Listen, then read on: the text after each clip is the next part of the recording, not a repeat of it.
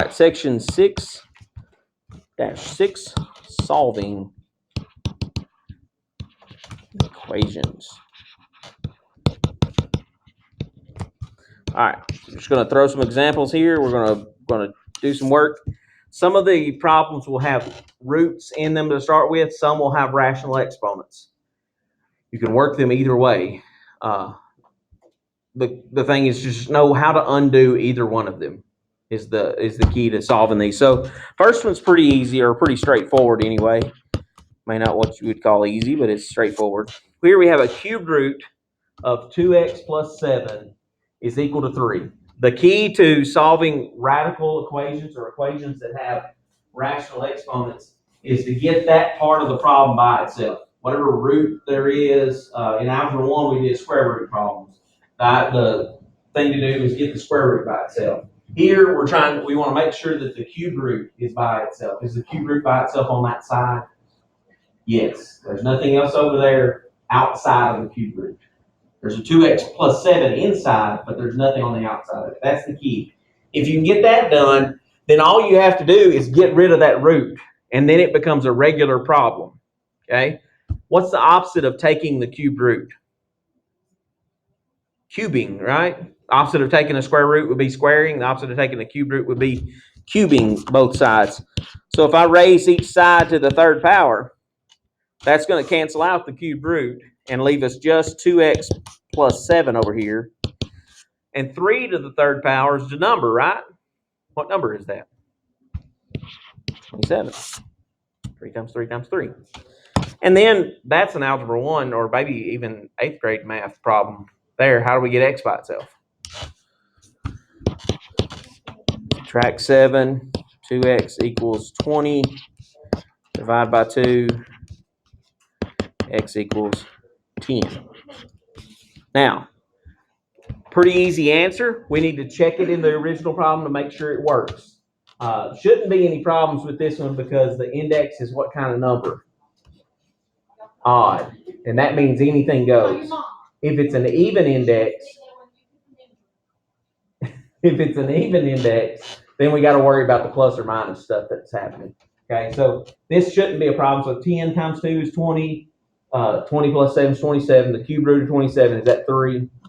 Yes. So that does check, and that is the correct answer for that. So we've got to check our answers here because we could end up with extraneous solutions or answers that we find but don't work in the original problem. Okay, so we've got to be careful of that. All right, here's a similar problem but written in a much different way.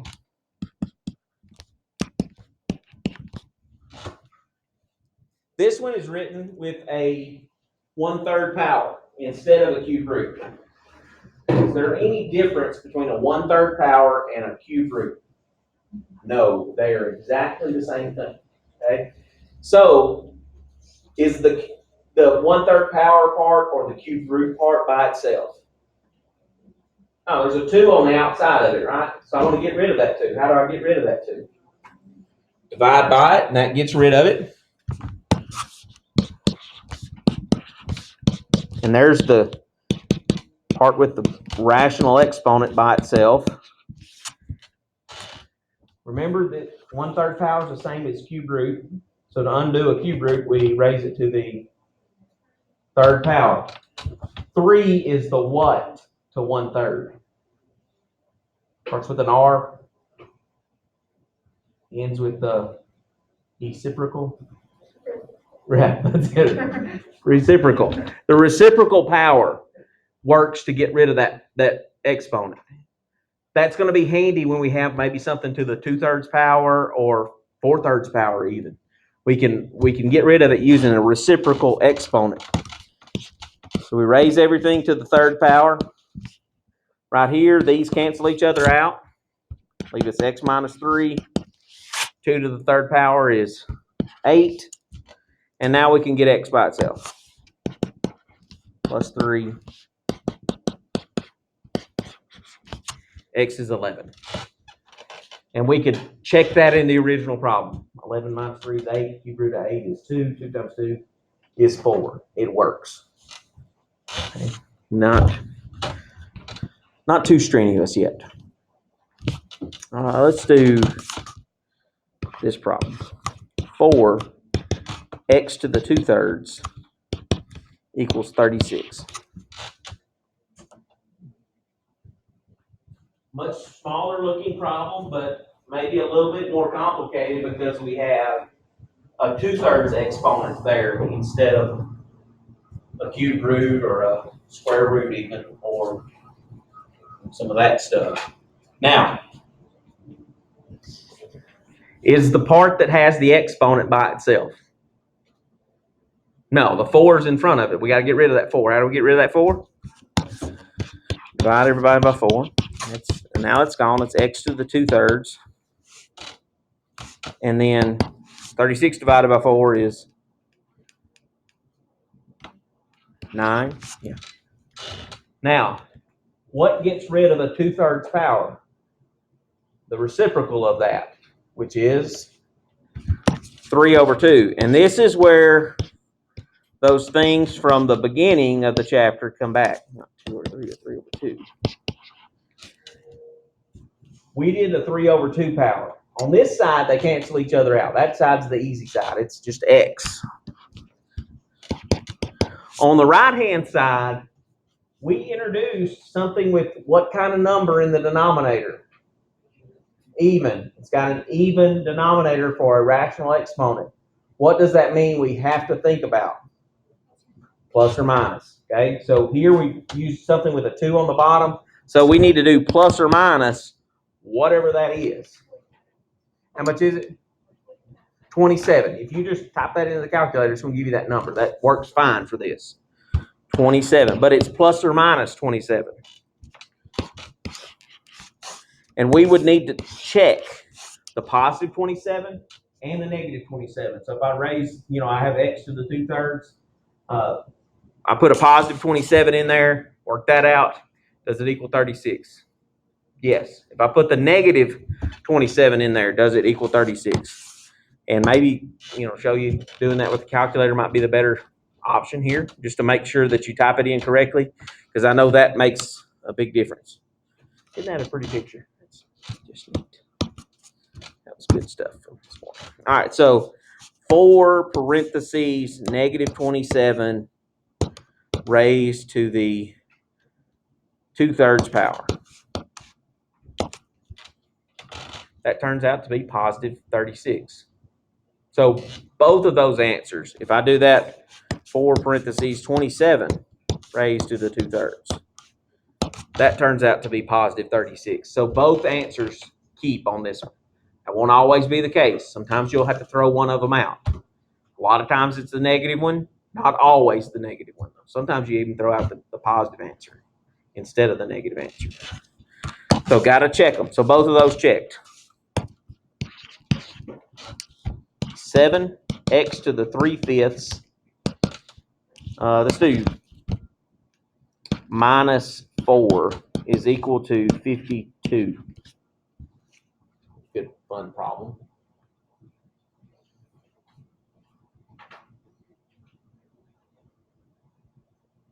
What do we do first? Absolutely. Get the part that has the x by itself. So adding the 4 is the right thing. That's 56. And we have 7x to the 3/5. Divide by 7. That's a good idea. The right idea.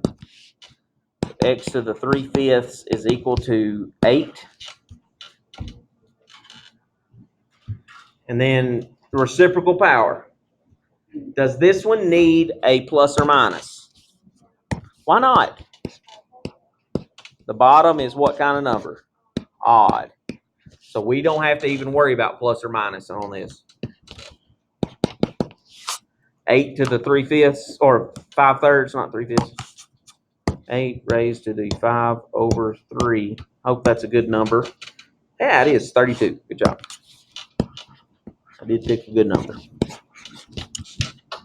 Check that in the original. 32 to the 3/5. 5th root of 32 is 2. 2 to the 3rd is 8. 8 times 7, 56. 56 minus 4 is 52. It checks. You could do that with a calculator if you wanted to. I'm just Trying to zip through a few things here.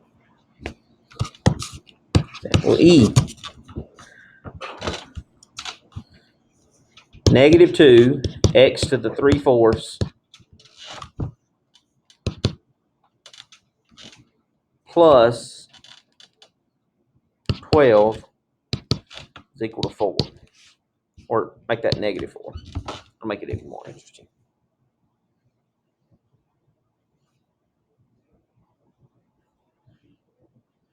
So this is very similar to example D. Subtract what? Yeah, move the 12, yeah, by subtraction, that's right. Negative 2 x to the 3/4 be negative 16.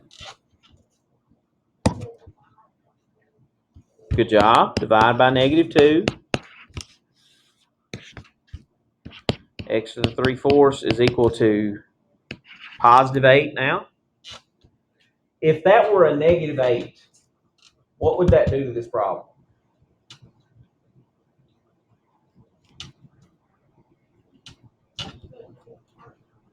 Well, look at what the original problem has as a 3/4 power. Can something with an even denominator on a rational exponent have a negative answer only? No. So if this were a negative 8 here, you would say, oh, that's no solution because you can't have a fourth root that turns out to be a negative answer. That's where the imaginary numbers come back in. Trevor mentioned that about a week ago when we were simplifying things like that, the plus or minus stuff. So it's a positive 8, so we can go ahead and work that out. What do we do?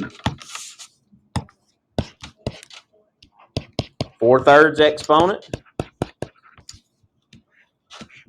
What's that turn out to be? Positive 16. And you could plug that back in up here. 16 to the 3/4, the fourth root of 16 is 2, 2 to the third is 8, so that's negative 16, plus 12 is negative 4, so that doesn't work. Out of that. Fun stuff. It's x plus 2 to the 3/4 minus 1 is equal to 7.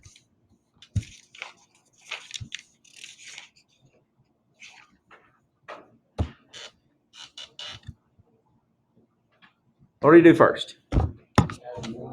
Add 1. That's 8. X plus 2, 3/4. Not times 4/3, but raise it to the 4/3 power. So that's x plus 2. And then 8 to the 4/3. Have we done that already? 16. Yeah, I thought we'd done that. And then get x by itself.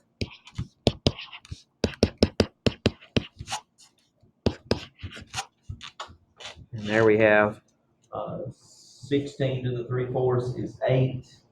8 minus 1 is 7. That is the correct answer for that. Example G. X minus 5 to the 4/3 power to start off with minus 3 is equal to 78.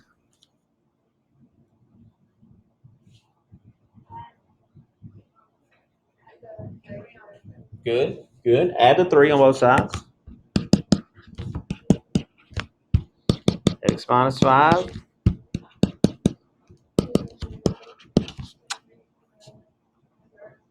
Yeah, 3/4 power. What do I have to remember? Plus or minus, because the denominator is what kind of number?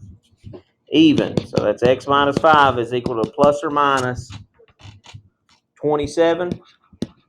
All right.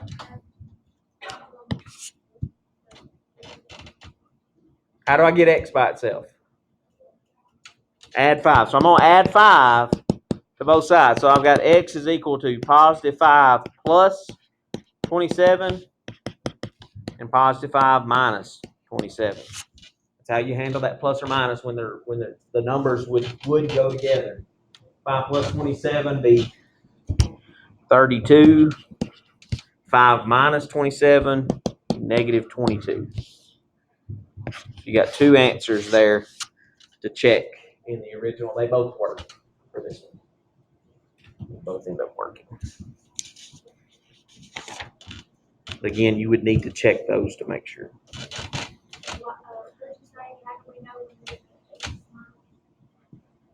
What do you mean? All right. So here we got plus or minus in front of those. So we need to get x by itself. So we added 5 to both sides. Well, there's two different numbers over here. There's a positive 27 and a negative 27. So that's how we're doing these two. How do you know that you need to put the positive? The plus and the minus. Okay. The plus and the minus up here where we did the exponent, we used a denominator that was even. Anytime the denominator of the exponent's even, that's when the plus or minus has to be there. Okay. If it's an odd denominator, don't worry about it. Just only an even denominators that you use there. Can you only use the denominator that is equal? Yes, the reciprocal is the one that you're bringing to the problem. So you're the one that introduced the even denominator. So you have to take care of the plus or minus. The original problem didn't have that.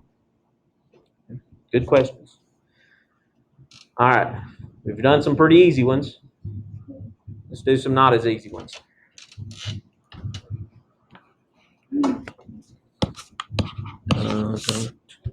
X plus 1 equals the square root. We'll start out with something that's kind of algebra 1-ish.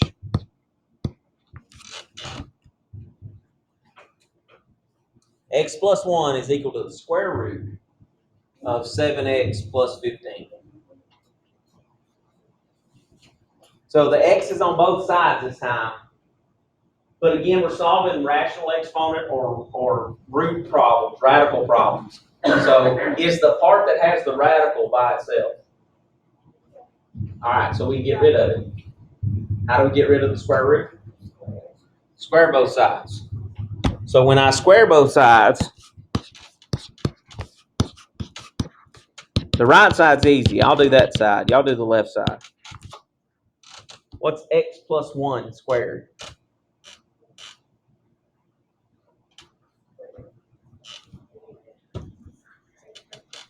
No, there's more to it than that. What's it mean to square x plus 1? It means x plus 1 times x plus 1. So you got to do x times x is x squared. X times 1 is 1x. And then x times 1 again is another 1x. And then 1 times 1 is 1. So that's plus 2x plus 1. When you square a binomial, it's not just x squared plus 1, or if it was x plus 2 squared, it wouldn't be x squared plus 4. It's got a middle term. Now, because it has x squared in the problem, what does it have to be? What do I have to do to solve it? Get it equal to 0. So I've got to move this stuff over here with the x squared by subtracting 7x, subtracting 15. That's going to get us equal to 0, x squared minus 5x minus 14. What are my options for solving that? X method or quadratic formula. Either way is going to get you the same answers. I don't care which way you do it.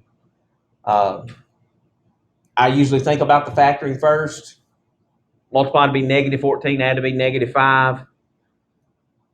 Well, 14 is 7 and 2, right? Negative 7, positive 2. So if I can find it quickly on the factoring, then that's what I'm going to do. If I don't think of it real quickly, I'll just go ahead and do the quadratic formula, and you'll get the same answers.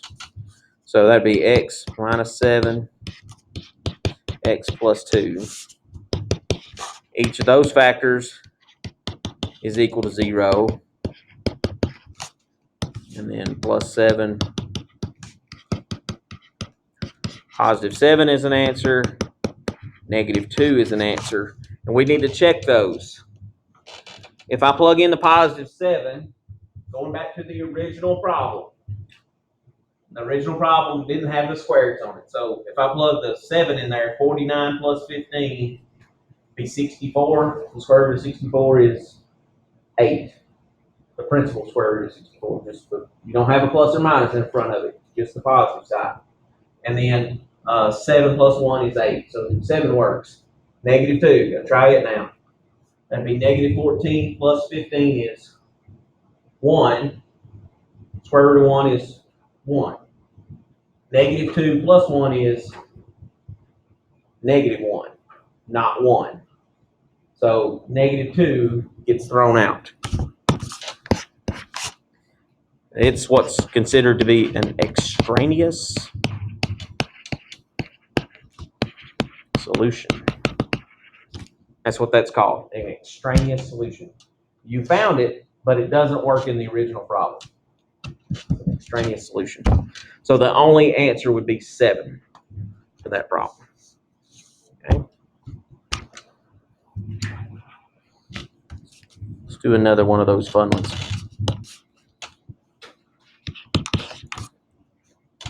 Square root of 10x plus 9 is equal to x plus 3.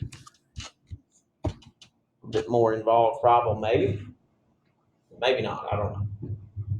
Is the radical by itself? Yes. But what do? Got to get rid of it, right? Square both sides. 10x plus 9. What is x plus 3 squared?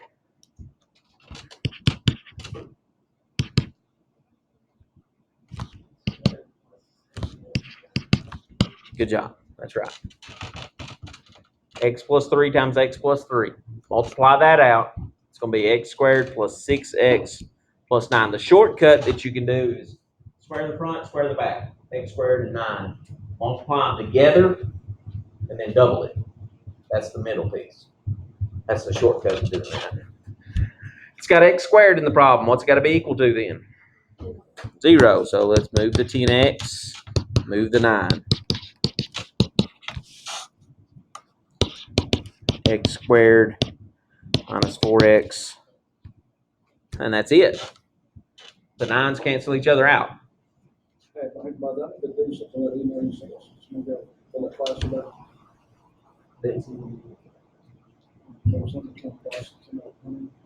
Oh, that's not class. It's not option. Yeah, but it's good. If you do, it's that's if you're doing Chromebook. Yeah. All right. What can I do? Which would be x. Not doing x method here because it only has how many terms? 2. It has to have how many to do x method?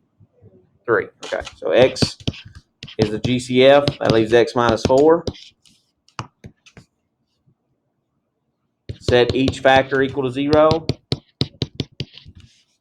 That one's already done. That's good. I like that. And this one would be positive 4. Check them. If I plug a 0 in,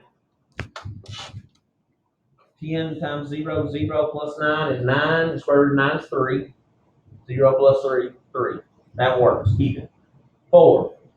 40 plus 9 is 49. Square root of 49 is 7. 4 plus 3 is, I'm going to keep both of them on this one. That's why you've got to check them. There's no real foolproof way of saying, oh, you always throw out this one or that one. You've got to check them in the original. That's the only way to tell if you keep them or throw them away. All right. Let's do one more.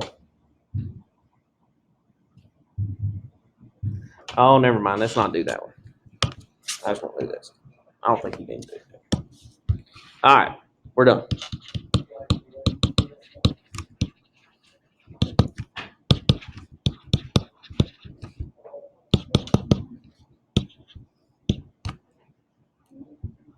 Here's my book. That's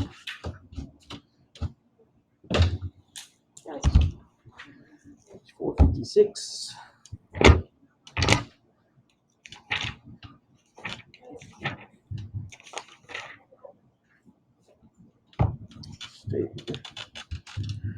Three through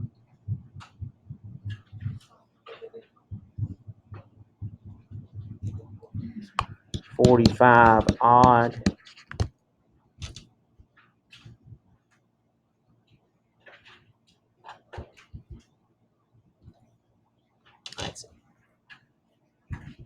3 through 45 odd. Let's do those.